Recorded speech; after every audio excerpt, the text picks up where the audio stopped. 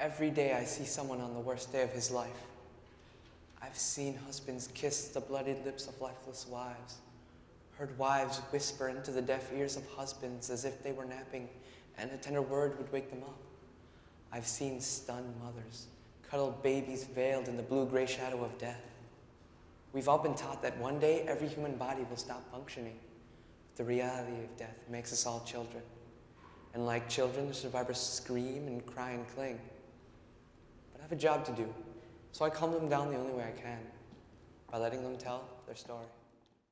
We were getting ready to go home. The assistants were setting up the cutting tables for Monday, laying out layers of fabrics with the tissue paper that separated it, then hanging the shirtwaist patterns on a line that ran through the loft.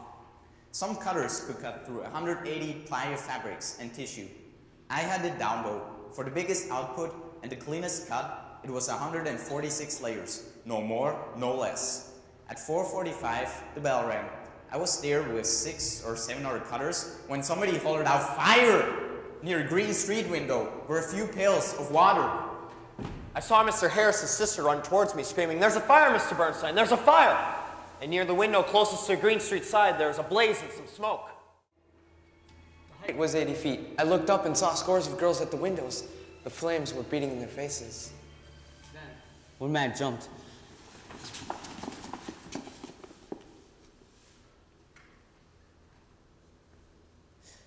When he jumped, it seemed to encourage everybody else.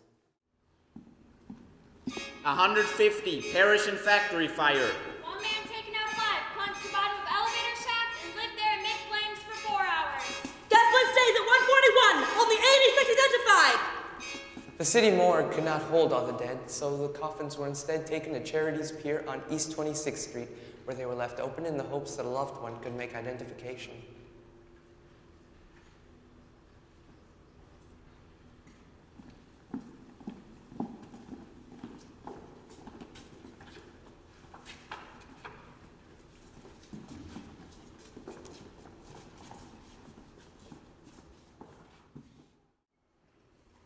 In 3 weeks since the tragedy, the district attorney's office has gathered significant evidence that a locked door on the 9th floor of the Ash building on the Washington Place side led directly to the death by asphyxiation of one Margaret Schwartz.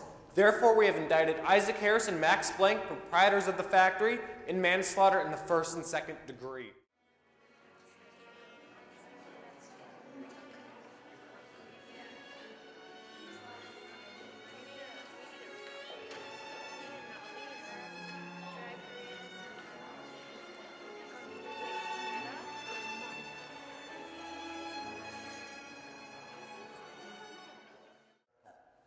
I should go with the others. Please tell Mrs. Schwartz if there's anything I can do. Well, there is something, but it's for me. What is it? Talk to Mr. Harris for me. We're trying to bring over my little cousin, and I need a better job. You want me to talk to Mr. Harris? Yes, please. Didn't you hear they fired him? Oh, Do you still forgive me? no.